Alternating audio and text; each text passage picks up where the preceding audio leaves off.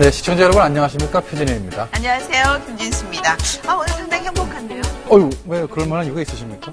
네. 표 박사님 보면은 누구나 다 이런 행복감 느끼는 건 당연한 거 아니에요? 아이고, 말씀하십시오. 저도 김진수 씨 딱 보면 기쁨이 막 확 이렇게 밀려옵니다. 많은 사람들이 그랬죠. 많은 사람이 그렇습니다. 네. 예. 사실 저희가 뭐 서로 칭찬하자 이런 롤 무대를 조금 보여드렸는데 시청자 여러분들께서 어떻게 다가왔는지 모르겠습니다.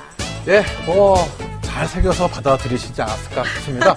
자, 시청자 여러분의 행복을 위해서 그리고 소중한 건강을 위해서 늘 함께하는 표진인 닥터 24시 지금부터 출발하겠습니다. 시력이 좋지 않은데도 불구하고 그냥 놔두면 어떻게 되나요? 눈을 건강하게 만드는 방법들이 있을까요?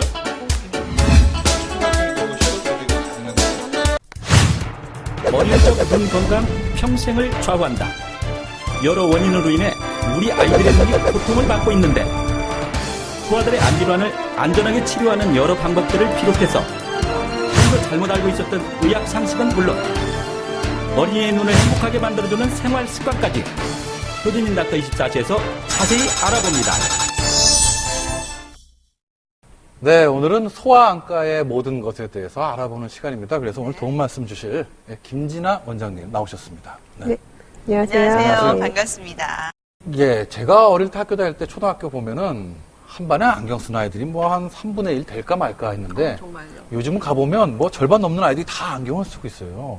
정말 소아안과, 사실은 저도 의과대학을 나왔지만 좀 낯선 분야이긴 한데 요즘은 안과에 아이들이 참 많이 올 것 같습니다. 네, 맞습니다. 요즘 많은 어린이들이 여러 가지 질환으로 안과를 방문하게 되는데요. 안과를 찾는 대다수의 소아 환자는 근시 때문에 처음 병원에 오게 됩니다. 통계에 의하면 우리나라 초중고생의 절반 이상이 근시라고 하는데요. 문제는 초중고생은 물론 유아의 시력까지도 심각할 정도로 악화되고 있다는 것입니다. 심지어 유치원생 10명 중 3명 이상이 근시, 난시 등의 굴절 이상과 눈썹 질림, 사시 같은 안과적 이상 증상을 보이고 있다고 합니다. 7, 80년대와 비교하면 놀랄만한 수치입니다. 근시가 그럼 자꾸 증가하고 있다라는 말로 저희가 받아들여도 되겠죠? 네. 그 원인은 어떻게, 왜 그런 건가요? 네, 컴퓨터가 보편화되고 인터넷 시대를 맞아서 우리 어린이들이 시력에 저하될 수 있는 요인이 많아진 것은 사실이지만 꼭 TV나 컴퓨터 때문이라고 보긴 어렵습니다. 근시가 생기는 데에는 대략 유전적인 영향이 30%, 또 책 읽기나 정밀 작업 같은 아주 가까운 것을 보는 일의 양이나 조명, 휴식, 영양 상태 같은 여러 환경적인 요인이 좌우된다고 하나 아직 어떤 것이 주된 원인인지는 확실치 않습니다. 근시라는 것은 성장하면서 안구가 앞뒤로 길어져서 망막에 상이 맺히지 못하고 망막 앞에 초점이 맺히면서 생기는 문제인데요. 키가 크듯이 성장기에 안구가 크면서 생기는 자연스러운 현상입니다. 이런 성장 요인 외에 가까운 것을 오랫동안 보는 작업을 할 때 우리 눈에서 카메라의 줌 렌즈 기능을 하는 수정체의 굴절력이 커져서 생기는 근시도 있습니다. 마찬가지로 초점이 망막 앞에 맺히게 되기 때문에 정확한 상이 맺히지 못해서 먼 곳을 볼 때 흐리게 보이게 됩니다.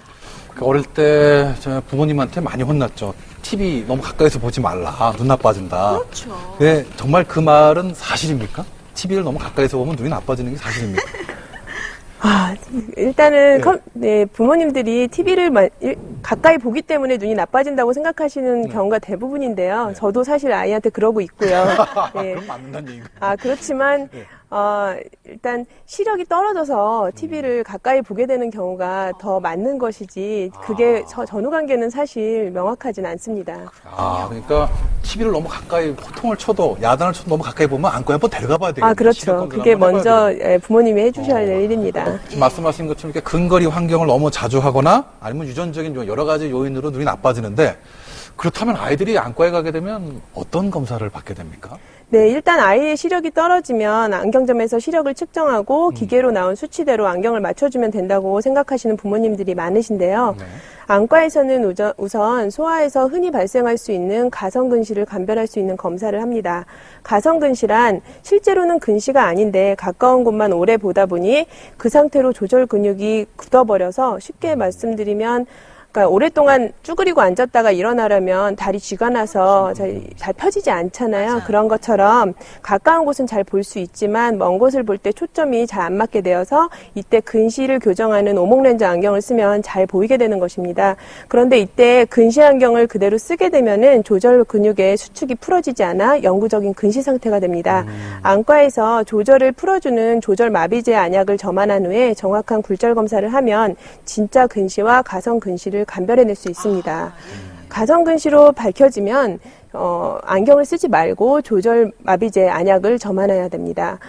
성장기 어린이들에서 고개를 한 번도 돌리지 않고 너무 가까이 오랫동안 책을 읽거나 컴퓨터 게임만 하다가 생길 수 있는 흔한 현상인데요. 안과에 가지 않고 그냥 근시 안경을 쓰다가 안과에 와서 가성근시로 판명되고 조절마비제 안약을 넣고 잘 보이게 돼서 안경을 벗게 되는 아이들을 보면 정말 안과 의사로서 보람을 느끼는 순간입니다. 그냥 안약 한 방울로 한 방에 해결이 되는 거군요. 예, 빠른 아이들은 뭐 하루 이틀만 저만하여도 안경을 벗을 정도의 시력이 나올 수 있습니다. 예. 사실 그 안과 선생님 입장에서 보면 너무 빨리 치료되면은 이게 병원 경영에 좀 안 좋은 부분도 있으면 좀 이것저것 해줘야지 좋을 텐데요. 예. 선생님이 걱정이 되는 네. 게 뭐 의사 표현이 가능한 아이들은 상관이 없어요. 하지만 의사 표현을 못하는 아이일 경우에도 어떤 검사 같은 것들이 가능할지도 상당히 궁금하거든요. 또 이런 검사하는 시기는 언제인지도 궁금하고요. 네, 어린이의 눈은 보통 만 6세까지 시력이 보통 완성이 됩니다. 시력이 완성되기 전에 안과 검사를 통해 적극적인 시력 교정이 이루어져야 하는데요. 특히 어린이는 눈이 나쁘다는 얘기를 먼저 하지 않기 때문에 평소 부모님이 세심하게 관찰하셔서 조금이라도 이상 징후가 보이면 안과에 가셔서 검사를 받아보는 것이 좋습니다. 예를 들어서 다 말씀해 주셨으면 좋겠어요. 네. 그래도 안과에 가셔야 될 상황을 정리해서 말씀을 드리자면요. 제일 중요한 것은 생후 2개월이 되면은 아이가 눈을 맞출 줄 알아야 합니다. 그리고 생후 3개월쯤 됐을 때는 움직이는 물체를 따라 볼 수가 있어야 되는데요. 이렇게 모빌 이렇게 돌아가는 거를 그렇죠. 그게 시선을 예, 쫓아가야 된다는 가장 거죠? 쉽게 네. 판별하실 수 있는 거는 엄마의 눈을 맞추고 엄마가 움직일 때 엄마를 따라 볼 수 있는지를 확인해 주시는 게 아주 중요한 기본적인 상황이 되겠고요. 한눈을 가려보았을 때 아이가 이상할 정도로 심하게 보채거나 막 울고 그런다면은 가리지 않은 쪽 눈이 시력이 현저히 떨어져 있는 경우를 이야기하는 거기 때문에 아주 어린 경우에도 이제 그 상황으로 알 수가 있습니다. 그 시기를 놓쳐버리면은 평생을 이렇게 양안시, 입체시를 하지 못한다는 네, 얘기. 그렇죠. 아주 결정적인 시기입니다. 그리고 말씀을 들어보니까 웬만한 애들은 다 안과에 가야 될 것 같은. 근데 뭐 그렇게 예. 하지 말고요. 일단 아이가 눈이 건강한지 먼저 선생님께 보여드리는 것도 상당히 네. 중요할 것 같다는 그런 생각이 들어요. 그렇습니다. 정말 뭐 괜히 그냥 아유 우리 애는 괜찮겠지 했다가 정말 이거 큰 나중에는 뭐 가래로 막을 거 호미로 막을 거 가래로 못 먹는다. 이게 이런 일이 생길 수도 있을 것 같네요.